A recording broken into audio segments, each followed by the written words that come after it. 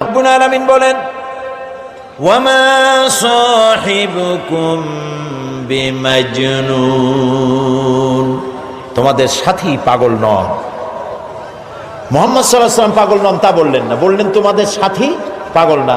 তোমরাই তো সাথে ছিলা, একসঙ্গে খেলাধুলা করেছো, ওঠা বসা করেছো।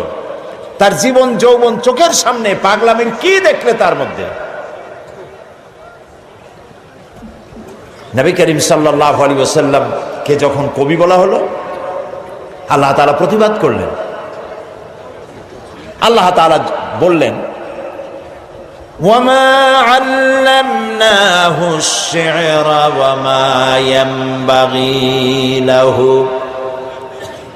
আল্লাহ তাআলা বলেন, আমার নবীকে আমি কবিতা শিখাই নাই, আর কবিত্ব আমার নবীর জন্য শোভনীয় নয়।